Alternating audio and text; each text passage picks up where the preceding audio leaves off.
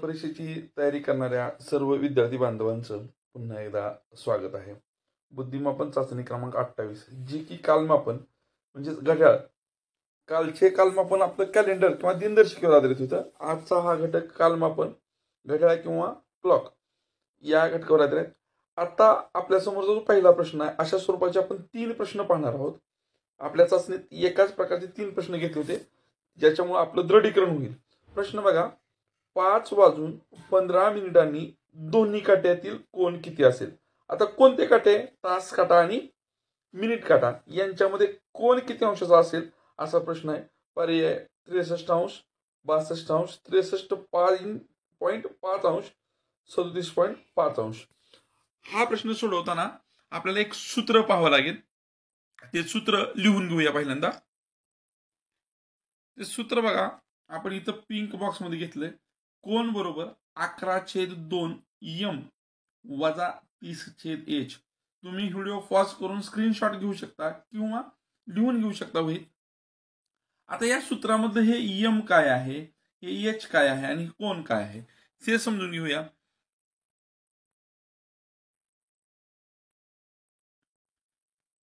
बघा, आपलं विचारलं काय?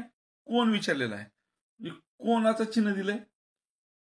कोण जर काढायचा असेल तर इथं कोण बरोबर 11/2 m म्हणजे m फॉर मिनिट.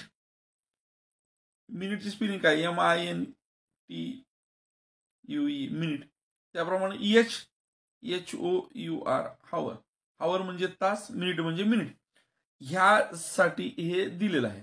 आता यातल्या m च्या ठिकाणी मिनिटची किंमत आणि h च्या ठिकाणी तासाची किंमत ठेवून हे उदाहरण आपल्याला सोडवायचं आहे. ते सोडवूया. माप कोण बरोबर 11/2 गुणुले मिनिट किती आहे? 15 वजा 30 गुणुले h किती आहे? 5. याची किंमत आली 150. 30/150 हे लिहिलं. याची किंमत काय येते बघा, 11 आणि 15चा गुणाकार करायचा.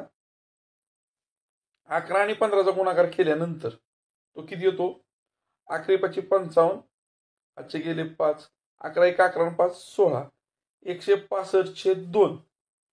आता आपल्याला वजाबाकी करायची. कशाची वजाबाकी करायची? 165/2 वजा 150. असं वजाबाकी होत नाही. मग इथं ह्या 150च्या खाली छेद 1 असतो आणि आता अपूर्णांकाची वजाबाकी करायची आपल्याला. 2 अपूर्णांक झाले. 165/2 वजा 150/1. या 2 अपूर्णांकाची वजाबाकी करत असताना आपल्याला छेद समान करावा लागतो. इथं 2 छेद आहे, इथं 1 छेद आहे. दोन्ही ठिकाणी 2 छेद करून घ्यायचा म्हटलं तर पहिल्या ठिकाणी आपल्याला 165/2 येईल आणि वजा ह्याला 2 छेदाला 2 करायचं म्हणजे 2 न गुणले, म्हणजेच अंशाला सुद्धा 2 न गुणावं लागेल. आपण 5वी पासून शिकतोय. आता बघा, इथं 165 वजा 300 आहे. त्यावेळेस वजाबाकी करून घ्यायची. पहिल्यांदा 300 वजा 165 करायचे. उरतात किती? 135. परंतु वजा चिन्ह असलेली संख्या मोठी ही आहे म्हणून याला 135 ला वजा चिन्ह येईल, खाली 2. इथपर्यंत आपल्याला समजल्यानंतर या 2 आपण भागायचं आहे. बेसक्क 12, 1 उरलं. 1 या 5च्या पुढे घेतले, 15 झाले. बेसक्की 14, परत 1 उरलं. दशांश चिन्ह दिलं आणि दशांश चिन्हाच्या पुढे आपण जे भागाकार शिकलो त्याच्यामुळे 1 शून्य घेतो. 1च्या पुढे दशांश चिन्ह असल्यामुळे 10 झाले. त्या 10ला परत 2 भागलं तर 5 आले. म्हणजे 67.5 वजा आले. या वजा चिन्हाला विसरायचं.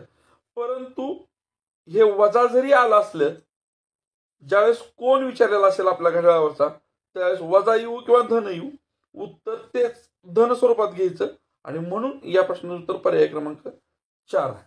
याच पद्धतीचा आपण दुसरा प्रश्न पाहणार आहोत. आपल्यासमोर दुसरं उदाहरण आहे बघा.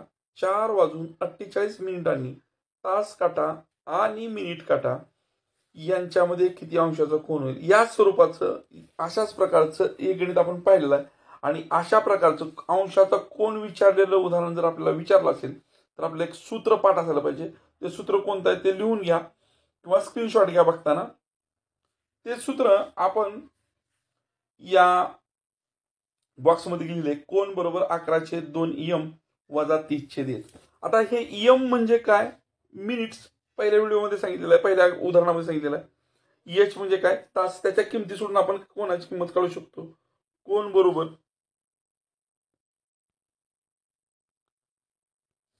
आता आपल्याला कोन बरोबर 11 बरोबर चिन्ह 11/2 गुणुले, हे गुणुले चिन्ह असतं, त्याच्यामध्ये किती येणार, मिनिट 48 आहेत, वजा 30H, 30 गुणुले 4. ही वेगळी क्रिया करावी लागेल, ही वेगळी क्रिया करावी लागेल, आणि यांची वजाबाकी करावी लागेल. याच्या खाली काय ना म्हणजे 1 असतं, तिरकस गुणाकार होईल, 24 येईल. 24 गुणिले 11, 11 चोक 44, आजचे गेले 4, 11 दोन्ही 22 आणि 4 26, 264 याचं उत्तर आलं. आता याचं उत्तर किती येते बघा, 30 चोक 120, आणि या दोन्हीची वजाबाकी केली, या दोन्हीची वजाबाकी किती येते, 4 मधून 0 गेले, 4 उरले, 6 मधून 2 गेले, 4 उरले, 2 मधून 1 गेला, 1 उरला. म्हणजे कोणाची किंमत किती आली, 144 अंश. 144 अंश आपल्याकडे पर्याय आहे, पर्याय क्रमांक 2. अशाच पद्धतीचं आपण तिसरं उदाहरण पाहूया मित्रांनो. विद्यार्थी मित्रांनो, आपल्या समोरचं तिसरं उदाहरण आहे. 4:15 घड्याळातील तास काटा आणि मिनिट काट्यामधील कोन किती अंशात असेल. वेळ दिले आणि त्या वेळेला तास काटा आणि मिनिट काटा यांच्यामधील कोन किती असेल. यासाठी आपल्याला एक सूत्र, घड्याळावरची उदाहरण सोडवण्यासाठी हे सूत्र आपल्याला लक्षातच ठेवावं लागेल, लिहूनच ठेवावं लागेल. आणि घड्याळावर आपल्या स्पर्धा परीक्षेमध्ये 1 किंवा 2 प्रश्न हमखास असतात. ते सूत्र काय बघा, ते सूत्र आहे कोन बरोबर 11/2 वजा 30H. म्हणजे मिनिट, H म्हणजे तास. तास 4 आहेत, मिनिट 15 आहेत. त्यांच्या किमती सोडून आपण इथं उत्तर काढू शकतो. कोन बरोबर 11/2 गुणुले 15 आहेत, 15च्या खाली 1, याची व्हॅल्यू वजा 30 गुणुले H किती आहेत, 4, यांची वजाबाकी, या दोघांची वजाबाकी. याचं उत्तर 120 आलं. याचं उत्तर किती येते बघा, 11×5=55, आजचे गेले 5, 11 एका 11 आणि 5 16, 165/2 वजा 120. हाही अपूर्णांक आहे आणि या 2 अपूर्णांकाची आपल्याला वजाबाकी करावी लागेल. उत्तर जरी ऋणात्मक आलं तरी आपल्याला उत्तर ते धन धरायचं असतं. 2 अपूर्णांक आहेत, छेद समान नाही, आपल्याला छेद समान करून घ्यावा लागेल. आणि मग छेद समान केल्यानंतर बघा काय होतं, 165/2 वजा, याला 2 करायचं म्हणजे 2 न गुणावं लागेल, आणि मग याला पण 2 न गुणावं, वजा 240/2. तर यांची वजाबाकी, ही संख्या मोठी आहे, 240 मधून 165 वजा केले, 10 5 गेले, 5 उरले, 14 7 गेले, 7 उरले, हातच्या परत दिला, 75 उरले. पण यांच्या वजाबाकीला हा छेद आहे 2, म्हणून 75/2 हे उत्तर आलं. पण 75/2 आपल्याकडे उत्तर नाही. मग 75/2 हा भागाकार करायचा आपल्याला. तो भागाकार कसा येतोय बघा, मी काळ्या शिकेने लिहितोय थोडंसं, आतापर्यंत लालशाही होती. 3चा भाग गेला, उरलं 1, ह्याच्या पुढे घेतलं, 15 झाले, 15ला परत 2 न भागलं, 7चा भाग गेला, तरी पण बाकी 1 उरली. 1च्या पुढे दशांश चिन्ह देऊन 0 घेतला, आणि त्या 1च्या पुढे 0 घेतल्यानंतर 10 झाले, त्या 10ला परत या 2 न भागलं, आणि मग 5चा भाग बसला. म्हणजे उत्तर आपलं आलं 37.5. आलं लक्षात. अशा पद्धतीनं आपण ह्या प्रश्नाचं उत्तर काढलेलं आहे. 37.5 हा भाग, 37.5 असं उत्तर येते. हा भागाकार तुम्ही करा, 75/2, आणि अशा पद्धतीने उत्तर आहे. एका भिंतीवरील घड्याळात 2:39 वाजले असतील तर ते घड्याळ आरशात पाहिले असता त्या घड्याळात कोणती वेळ दर्शवेल. आता या प्रकारचे प्रश्न आपण आता 3 बघितलेत. घड्याळात दाखवलेली वेळ, आरशातल्या घड्याळात कुठली दाखवल, या प्रकारचे प्रश्न आपण 2 पाहणार आहोत. आणि तेच पाहत असताना पाण्यातल्या घड्याळात सुद्धा ते किती दिसत हे पण पाहणार आहोत. आता ह्या उदाहरणासाठी आपल्याला एक वेळ लक्षात ठेवायची आहे. ती वेळ म्हणजे किती? 11:60 म्हणजेच 12 वाजता. आणि त्याच्यामधून दिलेली वेळ वजा करायची. 10 मधून 9 गेले, 1 उरले. 6 मधून 4 गेले, 2 उरले. आणि 11 मधून 2 गेले, 9 उरले. ज्या वेळेस आरशातली वेळ विचारली जाईल त्यावेळेस 11:60 मधून ती वेळ वजा करायची. झालं तुमचं उत्तर. परंतु हाच प्रश्न पाण्यातली प्रतिमा म्हणून विचारला असेल तर 18:30 आणि त्यातून ती वेळ वजा करायची 2:39.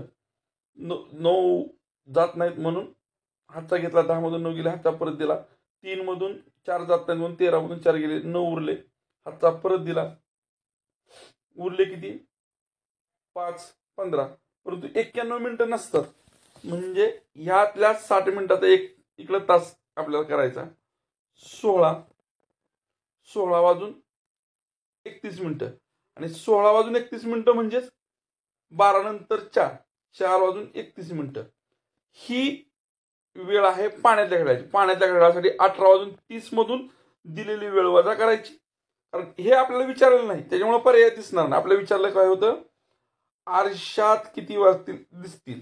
मग आरशातलं विचारल्यानंतर फक्त 11:60 ही वेळ घ्यायची आणि त्यातून दिलेली वेळ वजा करायची. जे उत्तर येईल वजाबाकीचं तेवढं आरशातल्या घड्याळात दिसतंय. जर हेच उदाहरण पाण्यातल्या घड्याळात काय दिसतं असतं म्हणून विचारलं असतं त्यावेळेस 18:30 ती वेळ वजा करायची. त्यावेळेस आपल्याला आपलं उत्तर येईल. इथं 16:31 16 म्हणजेच 12च्या पुढे 4 तास. 4 तास 31 अशा पद्धतीनं इथं विचारलेलं नाही. हा भाग जो आता मी इथं लिहिलाय तो या उदाहरणात विचारलेला नाही. आपण ती उदाहरणं पण आज बघणार नाही. फक्त आपण आरशातलेच उदाहरण आणखीन एक बघणार. चला पुढचं एक उदाहरण बघूया. विद्यार्थी मित्रांनो, घड्याळ प्रश्न बघा. एका भिंतीवरील घड्याळात 8:45 वाजले असतील तर ते घड्याळ आरशात, इथं पण आरशात विचारले. आणि ज्यावेळेस आरशात विचारलं असेल त्यावेळेस आपण काय करायचं? दिलेली वेळ ही 11:60 वजा करायची. 11:60 दिलेली वेळ 8:45. शून्यातनं 5 गेले, 5 उरले. हातच्या माघारी गेला. 6तनं 5 गेले, 1 उरले. 11तनं 8 गेले, 3 उरले. 3:15 आहे का पर्याय? आहे. हेच उदाहरण जर आपल्याला आरशातली प्रतिमा म्हणून विचारलं असतं तर 18:30 सॉरी आरशातलं नाही, हेच उदाहरण आपल्याला पाण्यातल्या घड्याळात किती वाजले म्हणून विचारलं असतं तर काय करावं लागलं असतं? आपल्याला 18:30 या वेळेतून 8:45 ही वेळ वजा करावी लागली असती. 10तून 5 गेले, 5 उरले. हातच्या परत दिला. 3 मधून 5 जात नाहीत म्हणून इकडून हातच्या घेतला. परंतु हे तास आहेत, इकडे येताना ते 60 मिनिटं घेऊन येत आहेत. हे लक्षात ठेवावं लागतं आपल्याला. परंतु म्हणजे आपण काय करतो? एकच हातच्या घेतोय. 13 मधून 5 गेले, 8 उरले. हातच्या माघारी दिला. 18 मधून हे 9 गेले, 9 उरले. 9:85 नसतात. यातली परत 60 मिनिटं इकडे घेतली आपण, म्हणजे 1 तास वाढला. 10 तास 25. 10:25 हीच वेळ जर पाण्याच्या घड्याळात बघितली तर 10:45 झालेली असतील. अशा पद्धतीनं आरशातल्या घड्याळात किती वाजलेले दिसतील आणि पाण्यातल्या घड्याळात किती वाजलेले दिसतील हे आपण पाहिलेलं आहे. पुढचा वेगळा नमुना पाहतोय आणखीन. 6वा प्रश्न बघा विद्यार्थी मित्रांनो काय आहे. हा एक तिसरा नमुना आहे आता आजच्या चाचणीतला. 8 ते 9च्या दरम्यान घड्याळाचे काटे 8 वाजल्यापासून 9 वाजेपर्यंत घड्याळाचे काटे किती वाजता एकमेकाच्या वर येतील? एकदा येतात. आणि मग त्यावेळेची वेळ किती असेल हा प्रश्न आपल्याला विचारला आहे. ती वेळ नक्कीच आजच्या पुढची असणार आहे. मग ती वेळ नक्की किती आहे हे आपल्याला पाहायचं आहे. आता आपण एक भूमीतली संकल्पना बघूया. आपल्याला समोर इथे एक कोन दिसतोय. हा कोन किती अंशाचा माहित नाही, पण जर हा कोन, ह्या कोनातला हा किरण जर ह्या कोनावर आला, ह्या किरणावर आला, तर किती अंशाचा कोन होईल रे? 0 अंशाचा कोन होईल, है का नाही? आपण भूमिती शिकलो का नाही? बघा परत एकदा समजून घेऊ. असा कोन आहे, ह्यात हा एक किरण आहे ना, हा एक किरण आहे. ज्यावेळेस हा किरण पुढे पुढे सरकत म्हणजे मिनिट काट्यासारखा याच किरणावर येईल, त्यावेळेस इयत्ता 6वीच्या पुस्तकात आपण शिकलोय किती अंशाचा कोन होतो? 0 अंशाचा कोन होतो. आता हे का सांगितलं ते आपण पुढे जाऊन पाहूया. बघा, एकमेकाच्या वर काटे आले म्हणजे त्या काट्यामध्ये किती अंशाचा कोन झाला? एकमेकाच्या वर काटे आले म्हणजे त्या काट्याच्या मध्ये 0 अंशाचा कोन झाला. किती अंशाचा कोन झाला? 0 अंशाचा झाला. आणि मग आपण कोन पाहिलाय, कुठं पाहिलाय? जर दोन म्हणजे वेळ दिले असतील, एक वेळ दिली असेल तर त्या तास काट्यात आणि मिनिट काट्यातला आपण कोन बघितलाय. आता आपल्याला कोन माहित आहे, त्याच्यावर आपण तास आणि मिनिट काढू शकतो. त्यासाठी आपल्याला ते सूत्र पाहावं लागेल. सूत्र काय आहे मागाचं? आठवतंय? बघा, आपण ते सूत्र बॉक्समध्ये लिहिले बघा. काय? कोन बरोबर 11/2m वजा 30/h. आता आपल्याला याच्यामध्ये किमती ठेवल्यानंतर ते मिळणार आहे. आता कसं मिळेल ते बघूया.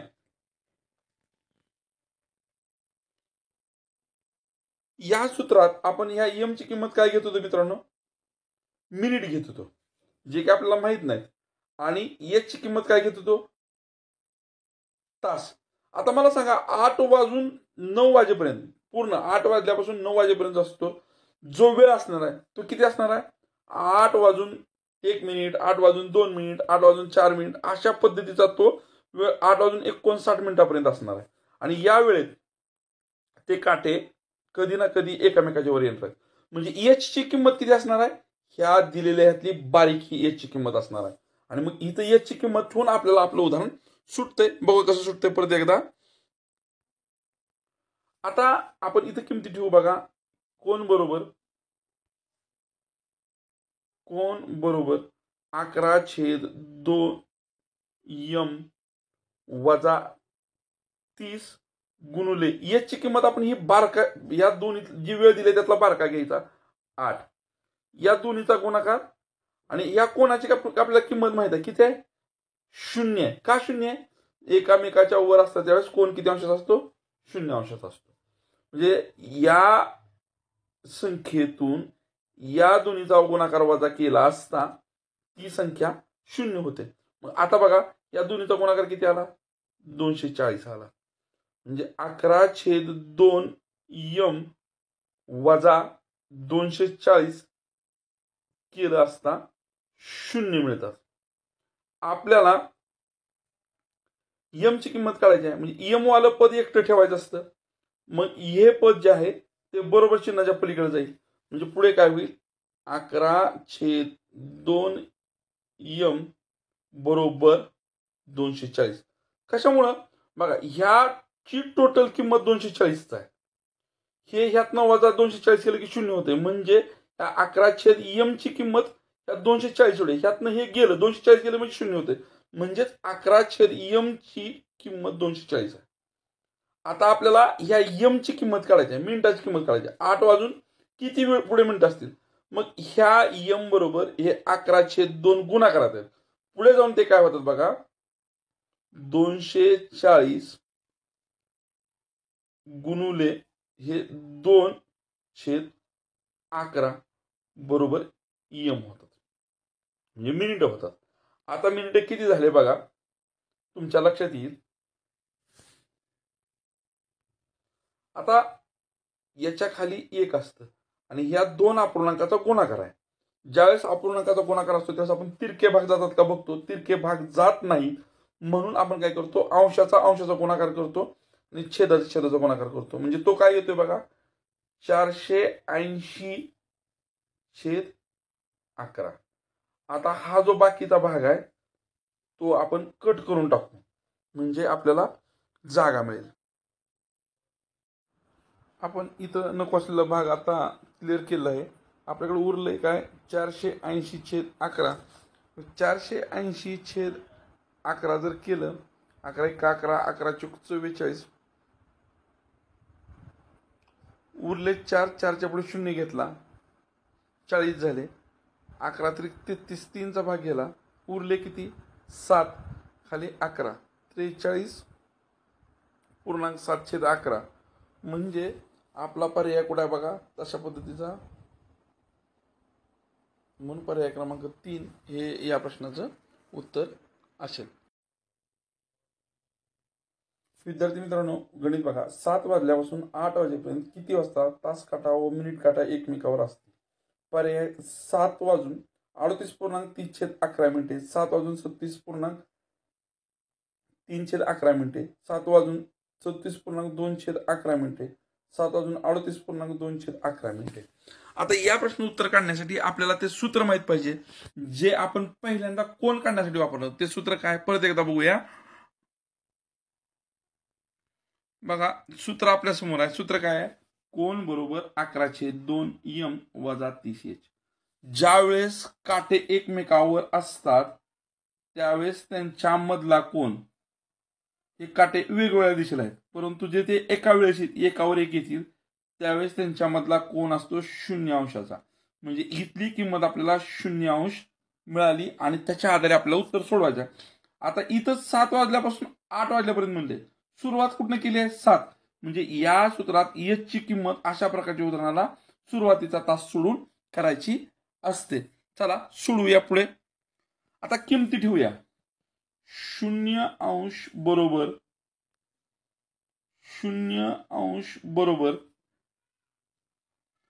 11/2m वजा 30 गुणिले h म्हणजेच 30 गुणिले 7. हा गुणाकार किती होतोय 210.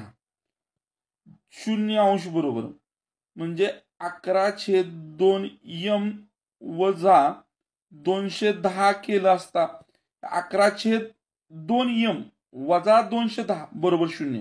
म्हणजे या 11/2m ची किंमत 210. ह्यातून हे 210 वजा केले हे 0 होते. म्हणजे हे 210च असणार आहे ना. 5 मधून 5 गेले किती उरतात 0. मग इथं 210 गेल्यानंतर हे 0 व्हायला आले.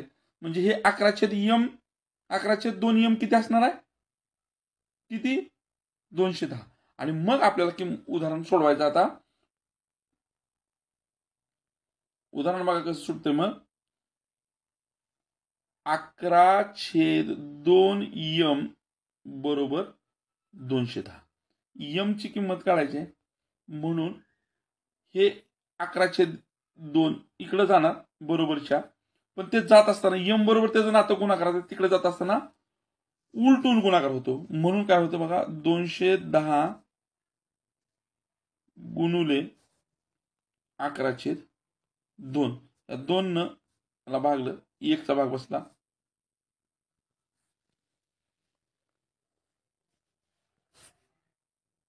105चा भाग बसला.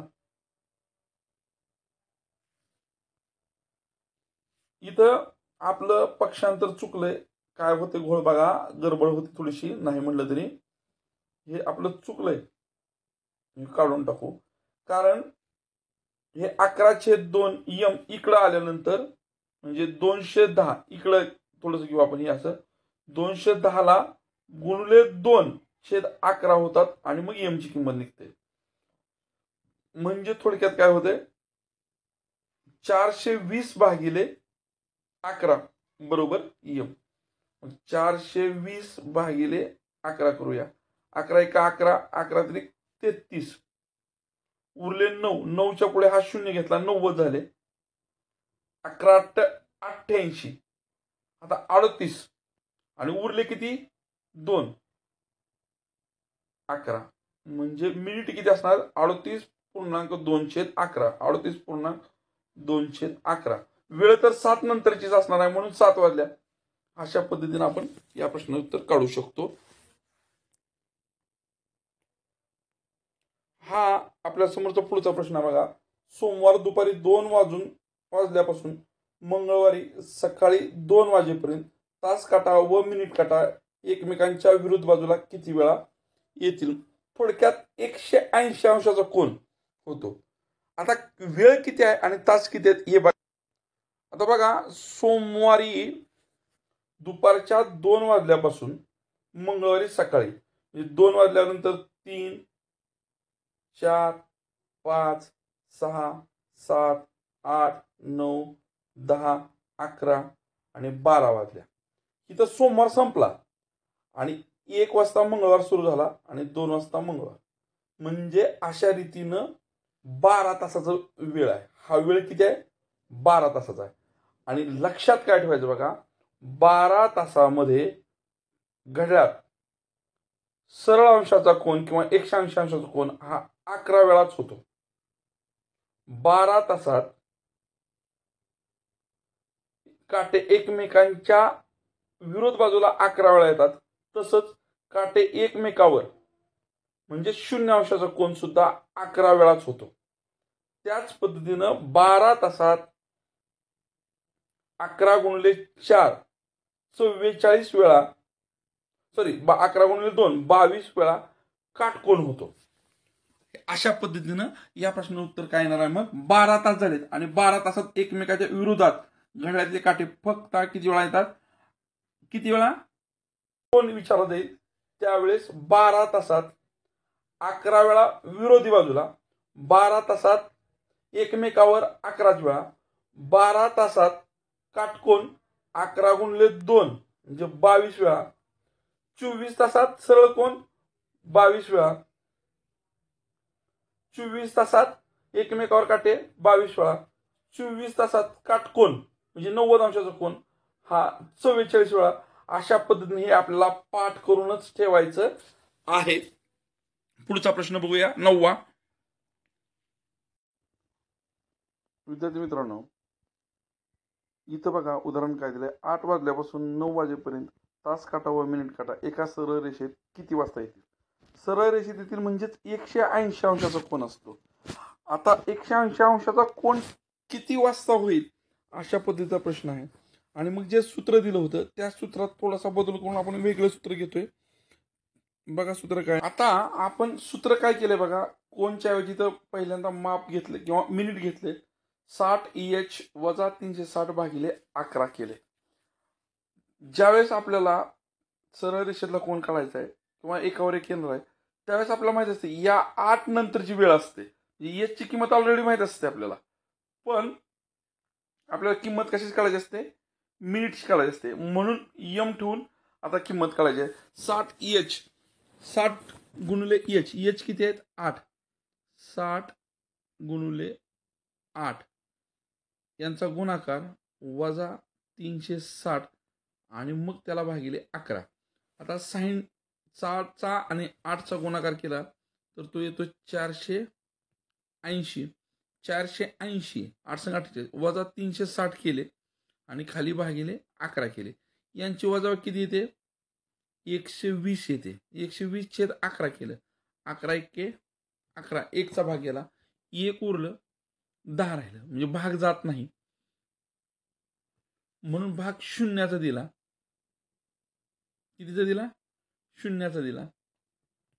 आणि बाकी किती उरले? 10 उरले. पुन्हा बी भाग जात नाही म्हणून बाकी 10 उरली. आणि मग मिनिटाची किंमत आली 10.10/11. हे 8 नंतर असणार आहे म्हणून आपलं उत्तर काय येणार आहे? 8 तास किंवा 8 वाजल्यानंतर 10 मिनिटं आणि त्या 10 मिनिटाच्या पुढे 10/11 अशा पद्धतीनं या प्रश्नाचं उत्तर असणार आहे. पुढचा 10वा प्रश्न बघूया. आपल्या समोरचा प्रश्न आहे बघा, दिवसातून किती वेळा घड्याळाचे काटे सरळ रेषेत पण एकमेकाच्या विरुद्ध येतील? सरळ रेषेत एकावर एक असताना पण असतात आणि एकमेकाच्या विरुद्ध असताना पण असतात. विरुद्ध असताना विचारलेलं आहे. आता मुळात आपला मगाचा आपण एक प्रश्न बघितला होता, 12 तासात काटे एकमेकावर सरळ रेषेत पण एकमेकावर 11 वेळा असतात. 12 तासात काटे एकमेकाच्या विरुद्ध सरळ रेषेत 11 वेळा असतात. 12 तासात दोन काट्यामध्ये 90 अंशाचा कोन हा 11 गुणिले 2 एका तासात 2 वेळा काटकोन होतो. याप्रमाणे 22 वेळा होतो. आता इथं दिवसात म्हणले म्हणजे दिवसाचे तास किती असतात मित्रांनो? 24. 12 तासात 11 वेळा म्हणजे 24 तासात किती वेळा काटे एकमेकाच्या वर सरळ रेषेत 22 वेळा. काटे 24 तासात सरळ रेषेत परंतु एकमेकाच्या विरुद्ध 22 वेळा. काटे 24 तासात काटकोन 24 तासात काटकोन किती वेळा 22 गुणिले 2 44 वेळा. इथं 2 गुणिले केलं होतं तसं 22 गुणिले 2 24 वेळाच का. मग आता दिवस 24 तासाचा असतो आणि आपल्याला विचारलं काय सरळ रेषेत एकमेकाच्या विरोधात, सरळ रेषेत एकमेकाच्या विरोधात 22 वेळा. पर्याय आहे का? आहे. पर्याय क्रमांक 2. अशा पद्धतीनं आणखीन 10 प्रश्न उद्या पाहणार आहोत आपण.